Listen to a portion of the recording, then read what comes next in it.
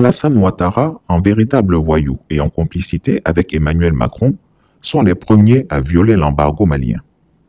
Alors que le gouvernement malien a fermé ses frontières aériennes à tous les pays membres de la CEDEAO, un avion militaire de l'armée française de type Airbus A400M Atlas, en provenance de l'aéroport Félix Houphouët-Boigny, toujours Alassane Ouattara, le valet le plus obséquieux de la France, a survolé l'espace aérien souverain du Mali sans prévenir les autorités locales.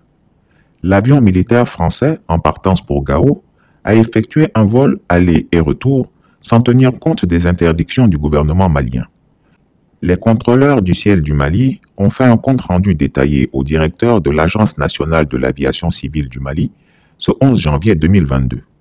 Voici comment se comportent avec mépris Alassane Ouattara et Emmanuel Macron. N'est-ce pas une provocation supplémentaire et une énième agression contre un pays souverain, le Mali? Pour rappel, l'avion Airbus A400M Atlas pèse plus de 141 tonnes et il est équipé de 4 turbopropulseurs. Il est destiné à des missions de transport stratégique et tactique et est capable de transporter jusqu'à 37 tonnes de fret, ce qui signifie qu'il est capable d'acheminer des armes et des munitions, y compris un commando spécial aéroporté pour des missions militaires top secret défense en dehors des territoires de la France. Alors, que transportait cet avion? Telle est la question. Des armes pour les djihadistes? Cela ne serait pas surprenant et peut s'avérer une hypothèse plausible. En effet, la Russie et la Chine ayant bloqué la résolution de l'ONU contre le Mali, Alassane Ouattara et Emmanuel Macron ne sont-ils pas en train d'accélérer le ravitaillement des djihadistes et les accompagner pour faire le sale boulot au Mali?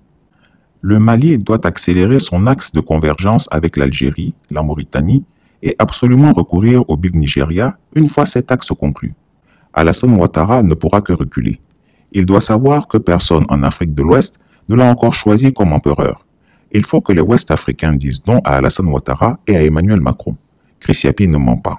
Retrouvez Chris Yapi sur son nouveau compte Twitter, ses 2 chaînes YouTube, sa chaîne Dailymotion, Instagram et Mediapart.